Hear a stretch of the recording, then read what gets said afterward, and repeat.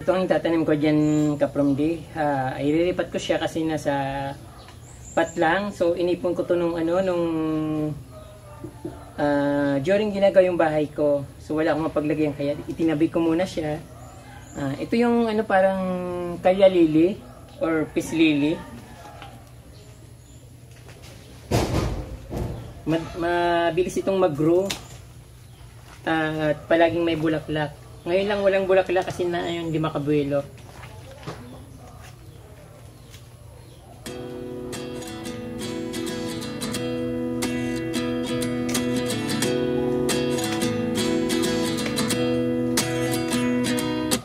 At 29 and I find myself wondering what did happen to the last 10. I ran away with my life, fast forward, never turn back again.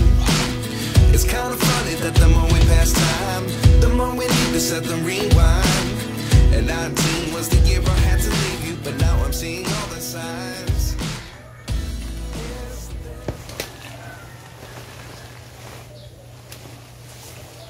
Maganda rin ito. Ilalagay ko sa paso.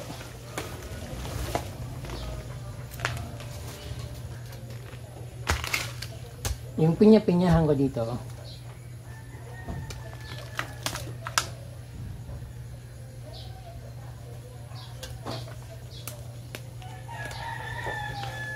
Hindi naman pala nakabaon.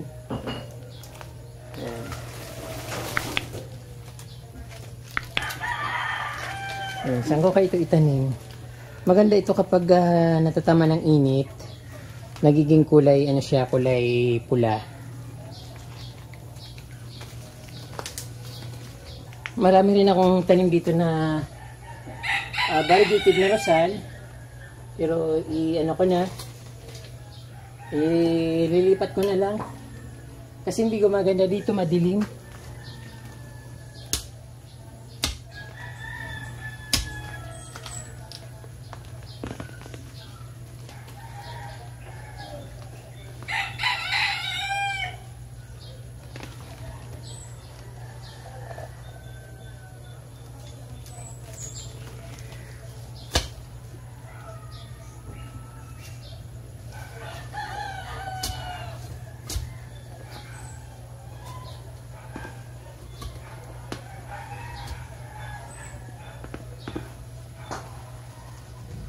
Ililipat ko to dun sa ni nanay, garden ni nanay.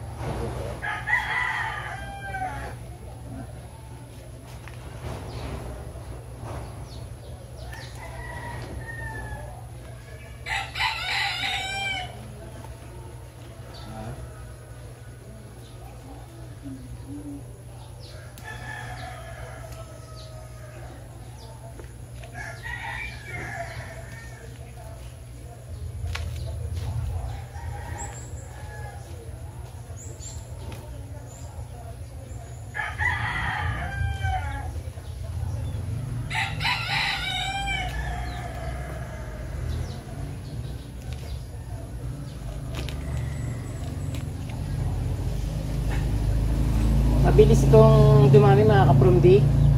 Parang lumalaking puno, pero maganda kasi hindi tumitigil ang pagbubulaklak.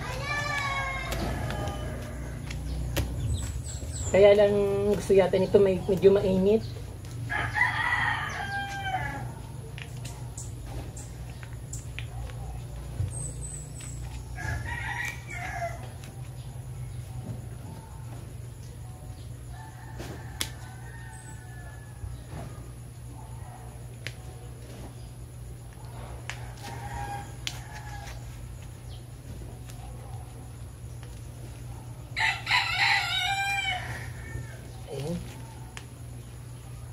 Napakaraming branch. Natatabunan ko na lang. Aray, parang may buti.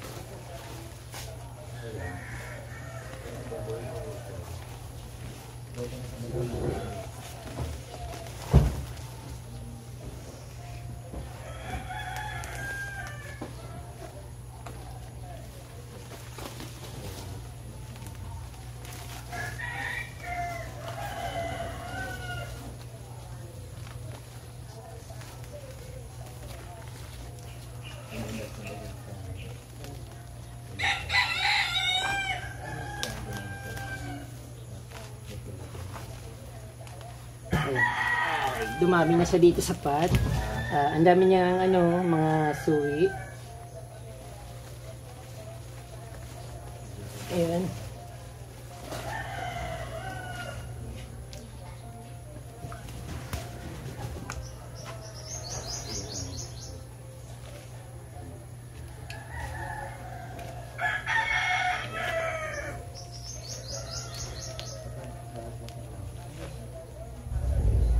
Hindi ko na masyadong dinidikit doon kasi matigas yung lupa, saka yung daanan ng tubig ng papunta sa pinananay, dyan yung hose, baka maano ng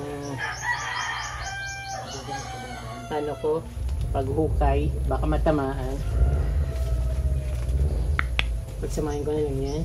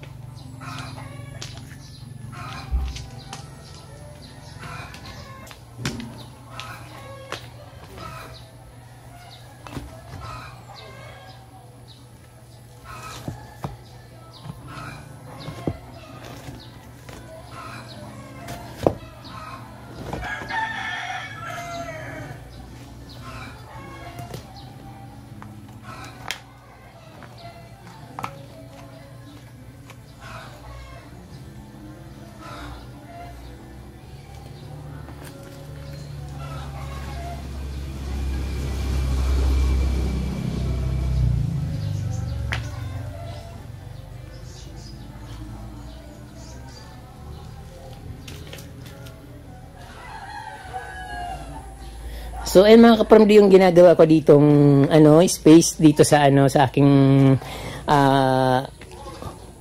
right side na front yard. So, tinanggal ko yung mga rosal plants dito kasi nga parang nasisikapan ako at syempre gusto ko nga maging maaliwalas. So, ang ipinalit ko yung dito, yung mga kalya-lili na napakasipag mamulaklak. Although wala siyang bulaklak kasi nga binunot ko siya dun sa likod ng bahay dahil yung tinayuan ko ng bahay dun sa dating likod ng kubo. So, that time palagi itong may bulaklak at napakatagal mawala. So, from white to hanggang sa nagiging green yung white, yung bulaklak niya. Pero talagang matagal mawala at napakasipag niyang mamulaklak kahit hindi siya naiinitan. So, ayan, madali din siyang lumago at talagang super lago kapag pinapabayaan na siya.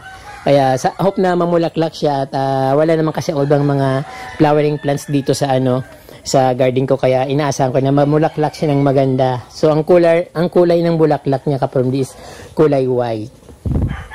So ayan dito kapamdi ang aking garden sa right side na front yard. So ito naman ginawa ko itong parang hagdan-hagdan na ito, pero hindi naman siya mataas. Mukha lang siyang mataas, pero flat siya kapramdi. Papunta kasi ito sa bahay ni nanay. Tapos dito inalis ko yung mga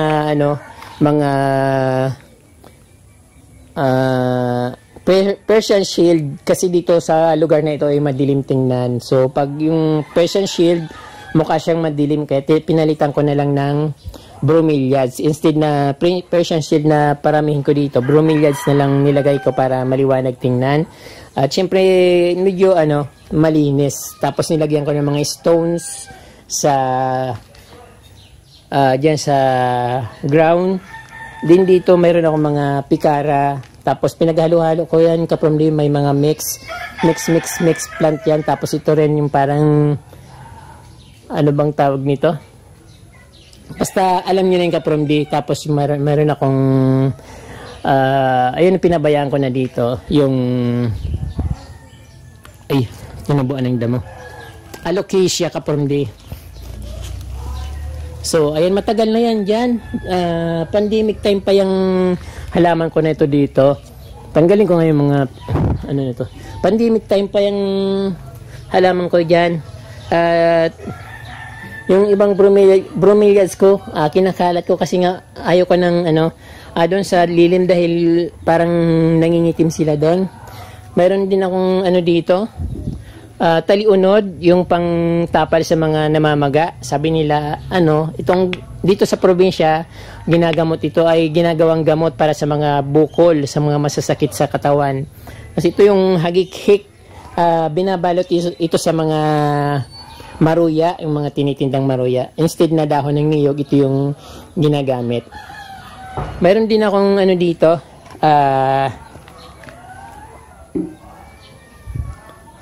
anong tawag dito, Korean ginseng. Binigay lang ito sa akin. So ayun, ang laki na parang elephantiasis yung puno niya. So ayun, so pag namumulaklak ito kulay pink. Then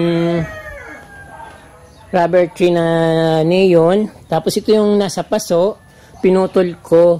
Ayan, nagsanga siya ng napakaraming sanga.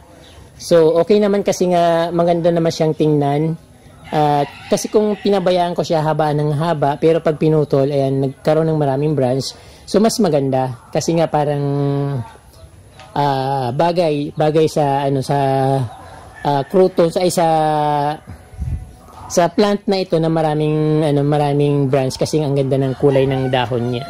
So maliit pa siya kasi bagong putol ko lang siya. So ayan, dito pa rin ito sa part ng hindi ito backyard kapramdi, pero kasi nasa harap ng bahay ko. Iba yung nasa harap ng kalsada, pero iba rin itong nasa harap ng pinakaharap ng bahay ko. Ayan kapramdi. So ayan, parang front yard din siya, kaya inaayos ko. So dito naman kapramdi yung aking mga begonias na pink. So ayan, napabayaan ko na rin ito. Ang gusto nito kapramdi yung medyo may araw, tapos siyempre palagi siyang nadidiligan. Mga once a week lang ang dilig nito kapramdi. Hindi pwedeng diligan ng diligan kasi namamatay. Katulad nito, na ano siya, naglagas na dahil siguro na sobrang sa water dahil palagi siyang natatamaan ng init ay ng ulan. So ayan, ito naman yung aking ano cactus Christmas. Galing ito sa friend ko. Ayun yung nilang ano doon, sabi ko sayang yung Christmas cactus na ano pinapabayaan nila, hindi nila inaayos kasi ayaw daw nila. Tapos nagdala ko nito dito sa ano, dito sa probinsya. Kaya lang ito na naman kaprom din nag-ano na naman siya, oh. Pag ayaw niya talagang dinidiligan siya, gusto niya plain lang na ano, plain lang na nasa tuyo siya kasi nga cactus siya. So pag dinidiligan ko, itong nangyayari, instead na gumanda na natutuyo, siguro na yung nasusubran sa tubig at nalulunod, hindi niya kaya. So ayan. Yung black velvet ko naman, tagal na rin ito, panahon pa ng pandemic, at hinayaan ko na nga siya eh. Pero ayan, lumalago ulit. Minsan nakikita ko ang ganda-ganda, tapos biglang, tapos tatabi ko naman ang ganda, tapos biglang nawawala yung mga dahon. Dapat pinapabayaan lang siya. Then ito naman sa gilid ng aking pintuan, sa entrance ng aking pintuan. Paminsan-minsan pinagpapalit-palit ko sila kasi nga tinitingnan ko kung saan pwedeng maging maganda yung plants, kung saan siya nababagay. So ayan, kaya dito sa ano, sa aking ano, sa loob nito kapramdi yung aking lababo. Sa ayan, nasa harap ito ng aking lababo yung mga plants na ito. So kapag nandiyan ako sa loob, naghuhugas ng pinggan, nagluluto-luto, so nakikita ko dito yun sa labas. So ayun. Dito ang aking front yard, second front yard.